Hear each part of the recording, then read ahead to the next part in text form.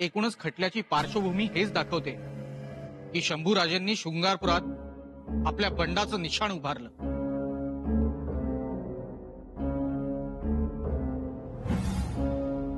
आपण कसली बंडाची भाषा करताय? ते पोरग महाराजांना भेटण्यासाठी किती तळमळत होतं ते मला माहित आहे. हे आरोपच बिनबुडाचे आहेत महाराज. पुरावे द्या. आरोप जर बिनबुडाचे आहेत तर पुरावे द्या. आणि पुरावे दिले नाहीत तर युवराज बंडखोर आहेत हे मान्य करा. नाही, ते बंडखोर नाहीत. ते बंड करणार भी नाहीत आणि हत्यार हातात धरणार भी नाहीत.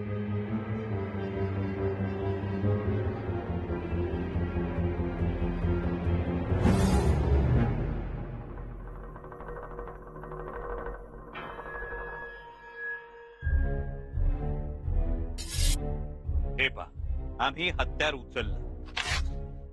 अल्लाह, क्या बात है शंभूराजे, हम आपके इस फैसले से बेइंतहा खुश हैं. आम्ही मोहिमेसाठी तयार आहोत.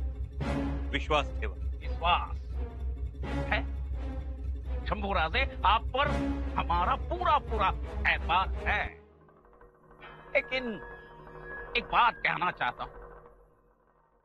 ये गोपालगढ़ की जो मुहिम फतेह करने के बाद आपने ना नहीं कही, हाँ ही कही थी, है ना? लेकिन बाद में आप पलट गए.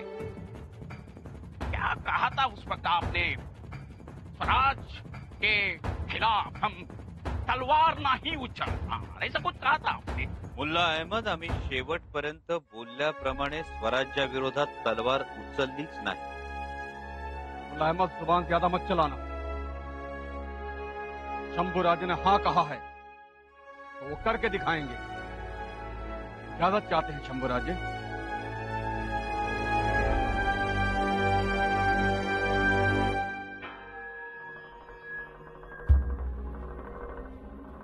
दादासाहेब, तुम्ही मोगली फौजांबरोबर जाणार? अक्कासाहेब, हा शेवटचा प्रयत्न. आता थांबूया, नकोच या दलदलीत अडकायला. अक्कासाहेब, आता कुठं मराठा सरदार आपल्या बाजूने वळायला लागले. स्वराज्याचं महत्व त्यांना समजू लागले. ते आपल्या बाजूला आले की आपली वाढलेली ताकद शहजाद्याला समजेल. आणि काय होणार आहे? अक्कासाहेब, ही मराठा सरदारांची फळी दिलेर खानापासून अलग झाली की शहजाद्याला आपल्या ताकदीचा अंदाज येईल आणि मग शहजादा आपल्या मनासारखं राजकारण करू लागेल. आणि मुख्य म्हणजे औरंगजेबा विरुद्ध बंड करण्याचं धाडस शहजादा नक्की करेल. दादासाहेब, तुमचं केवढं धाडस हो एकट्याचं. एकटे कुठे होता? छत्रपतींचं दुसरं मूल आहे की आमच्या सोबत.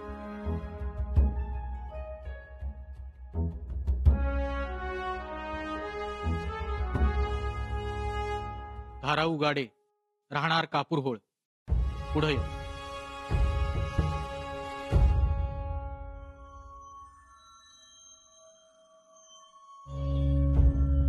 महाराज, माफी असावी, परंतु धाराऊंचा भाबडेपणा सर्वांनाच ठाऊक आहे.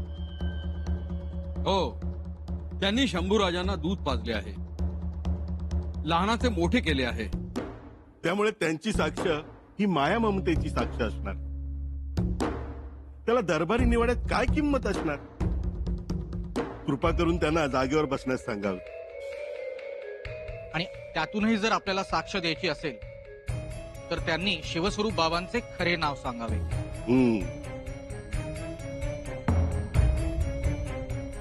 शिवस्वरूप बाबांचं नाव नाही माहित. पर महाराज, युवराज लय साधान सरळ आहेत.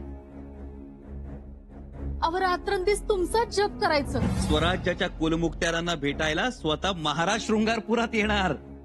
त्यामुळे आज तालीम नाही, अश्वदळ नाही, न्याय निवाडे नाही, काही नाही. आज फक्त आबासाहेबांची वाट पाहणार. तुम्ही शृंगारपुरात येणार म्हणून स्वतः रस्तं झाडलं, देवळं धुतली.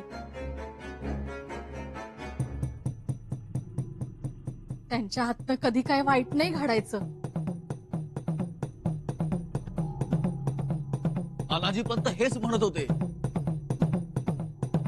धाराऊ अक्का भाबड्या आहेत, पण त्यांचा भाबडेपणा हा पुरावा होत नाही.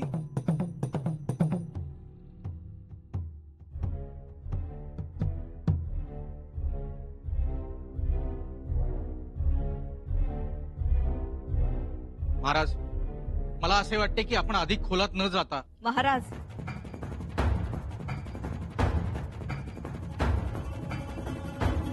आम्ही शृंगारपुरात होतो,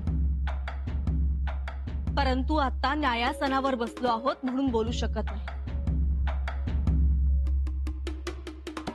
आणि जरी न्यायासनावर बसलो नसतो तरी पतीची बाजू घेतली म्हणून आम्हाला बोलू दिलं नसतं.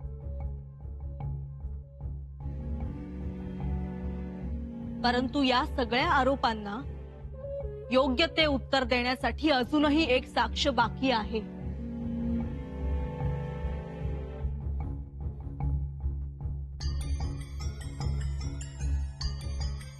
आता कुणाची साक्ष? ज्या व्यक्तीला आमच्या एवढीच युवराजांबद्दल माहिती आहे, त्यांच्या प्रत्येक निर्णयात ती सहभागी होती, अशा व्यक्तीची साक्ष दरबारात पेश करण्यात यावी. कोण? कोणाची साक्ष? कवी कलश.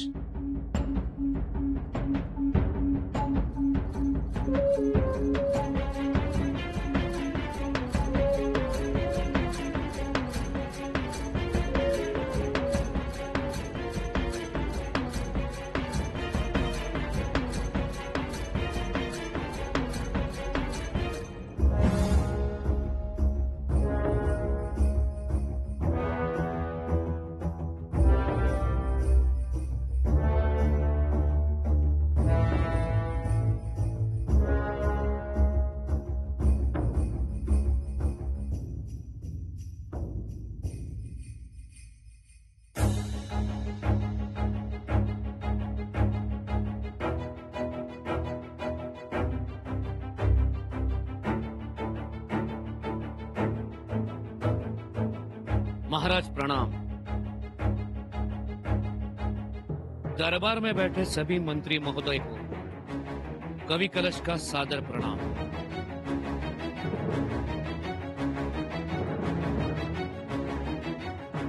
तुला तर आमचा कोपरापासून राम राम।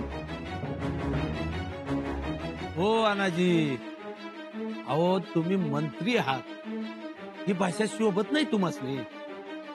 अहो याला अशीच भाषा वापरावी लागते, कारण हे रामायण जे घडलंय ते याच्यामुळेच घडलंय।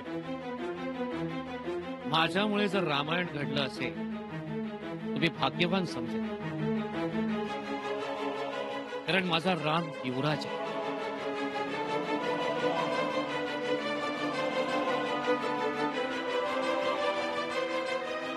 महाराज, मी कान्यकुब्ज कनौजी ब्राह्मण, उच्चतम ब्राह्मण, भारतवर्षातील अत्यंत पवित्र समजलं जाणारं आमचं कान्यकुब्ज कुळ। सर्वाधिक धर्माबद्दल मी जागरूक आहे आणि म्हणूनच असं मी म्हणतो की मला कुठेही जाणवलं नाही की युवराजांनी धर्मात ढवळाढवळ केली किंवा धर्म भ्रष्ट केला।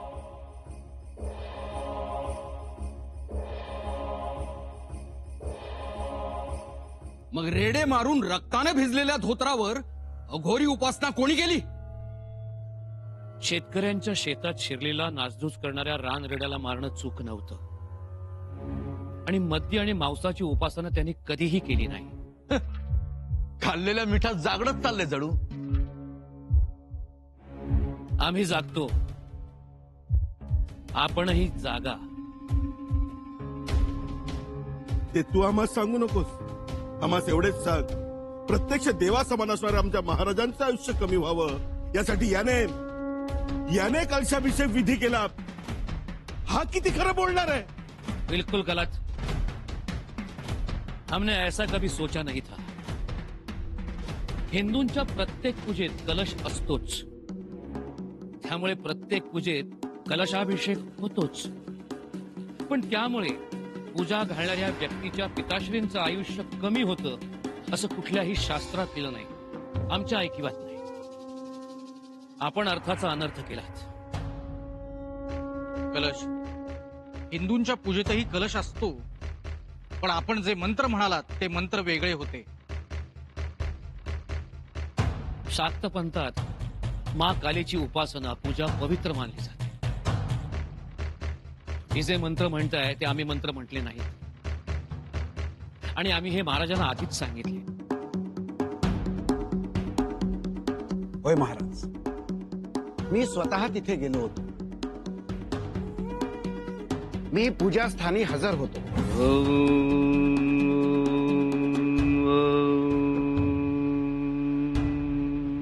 शाक्त पंथाला मिळालेला अभय याच्या कृतज्ञतेचा तो सोहळा होता. काळाजी पंत, हा अहवाल तुम्ही सदैवर दिला होता? होय महाराज.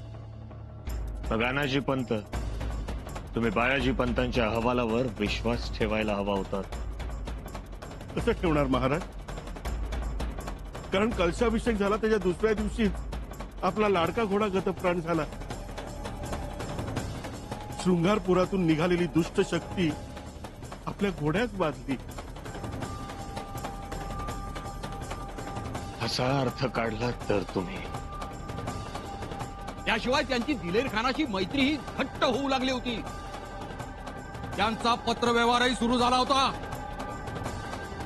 शंभूराजांनी दिलेर खानाशी बांधलेलं संधान ही एका घात चक्राची सुरुवातच नाही का?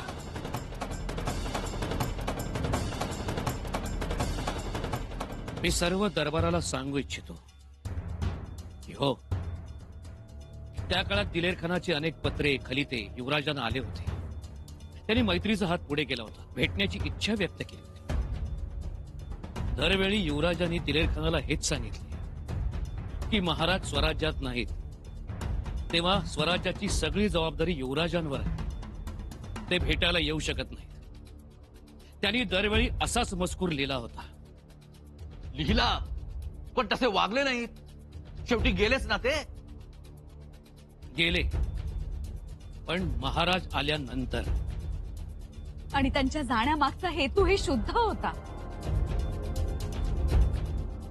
गनिमी कावाही म्हणू शकता तुम्ही. हो, तो गनिमी कावाच होता. मग गनिमी कावा केला तर दिलेर खानानं स्वराज्यात यायला हवं होतं. उलट शंभूराजेच मोगलांच्या गोठात गेलेत ना? का गेलेत? बोल. खलिते तर तूच लिहित होतास ना? आणि गनिमी कावा हा आपण फसण्यासाठी असतो का दुसऱ्याला फसवण्यासाठी असतो? बोल. महाराज, एकूण सर्व गोष्टी पाहता शंभूराजांचा मोगलांकडे जाण्याचा मनसुबा होताच, आणि त्यानुसारच ते गेलेत हे सिद्ध होतंय. महाराज, आणि अशा गोष्टीला हा गनिमी काव्याचा मुलामा लावला गेलाय. हा मुलामा उघडा पडलाय. हीच वास्तवता आहे. होय महाराज, खुद्द युवराज मोगलांच्या गोटात गेल्याने फौजेच्या आणि रयतेच्या मनोबलावर विपरीत परिणाम झालेला आहे. आणि ही गोष्ट स्वराज्याच्या हितास बाधा आणते आहे. तेव्हा हा अक्षम्य गुन्हा समजला जावा. महाराज, दरबारी कामकाजाची वेळ संपली आहे. महाराजांना कुलमुखत्यारांना एक विनंती आहे की कामकाजाची वेळ वाढवावी.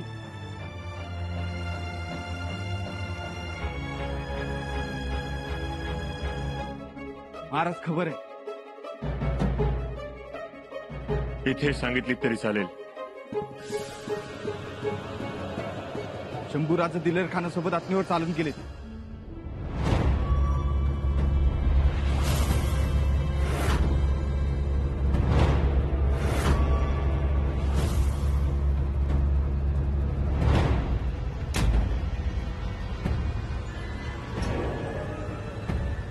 आणि तेच आघाडीवर आहे की.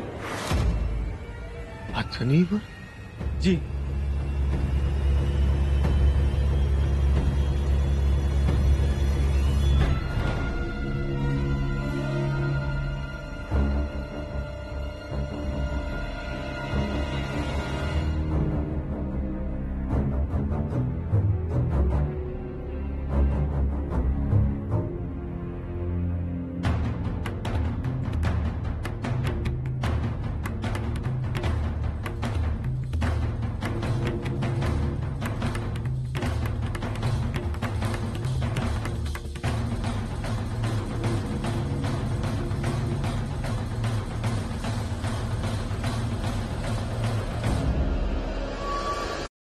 भूपाळगडावरून अथनी?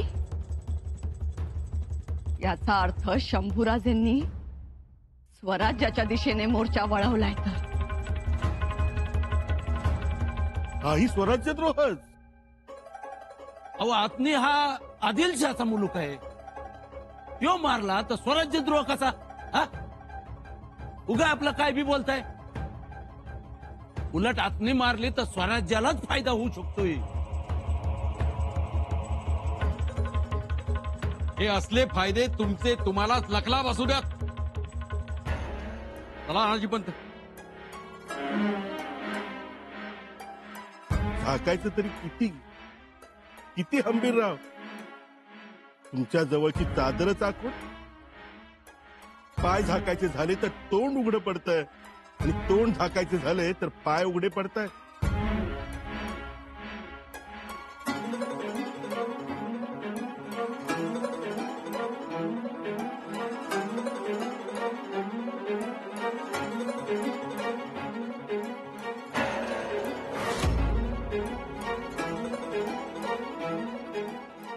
आता कशी बाजू सावरावी आम्ही युवराज?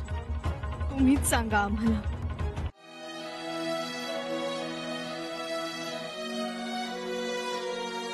सुनबाई, मातोश्री, एक बुरुस तटबंदी सोडले तर सगळेच विरोधात गेलेत हो युवराजांच्या. दबाच धरून बसले होते सगळेजण. संधी मिळताच तुटून पडले. प्रत्येक गोष्टीचा खोटा अर्थ काढताय आणि तो खोटा अर्थ कसा खरा आहे हे मोठ्या खुबीने महाराजांना पटवून देत आहे.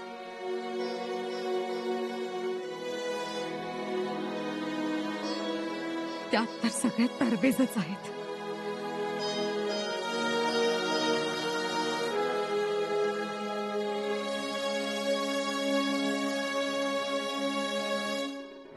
जो कोणी युवराजांच्या बाजूने साक्ष देतोय त्याला एकटं पाडून खोटं ठरवतायत ही मंडळी. बघा ना, आता आपल्या धाराव म्हणा किंवा कवी कलश म्हणा एवढं तळमळीनं सांगतात, पण ही दरबारी कामकाजात तरबेज असणारी मंडळी त्यांना ताकास तूर लागू देत नाही. त्यांना शंभूराजांना स्वराज्यद्रोही म्हणून ठरवायचंच. ते काय स्वराज्यद्रोही म्हणून ठरवतील मातोश्री? युवराजांचं स्वराज्य प्रेम आम्ही पाहिलंय, पण आता न्यायासनावर बसलो आहोत म्हणून काही बोलू शकत नाही.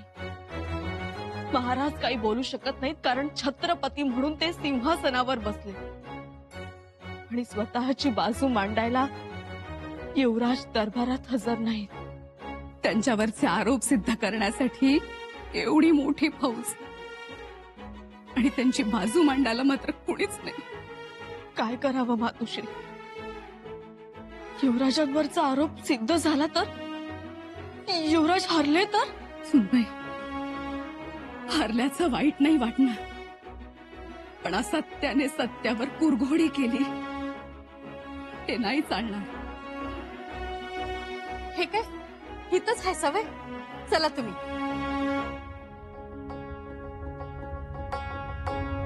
भवानी बाळ, हा तेच बघून आलो. आता महाली जाऊन आलो. काही खाल्लं त्यांनी? होय, दही भात खाल्लाय. गोष्ट पाहिजे, आई पाहिजे. हवं गोष्ट गोष्ट करत थोड्या रडल्या आणि झोपी गेल्या. 12 महालात त्या एकट्यात सुखी आहेत. झोपल्यात ते बरंच झालं, नाहीतर त्यांच्या गोष्टीतला पराक्रमी शूर राजपुत्र त्याच्याच राज्यात द्रोही ठरलाय हे कसं सांगू शकलो असतो ना मातोश्री आम्ही? तुम्हीच सांगा आम्हाला. सांगू शकलो असतो आम्ही?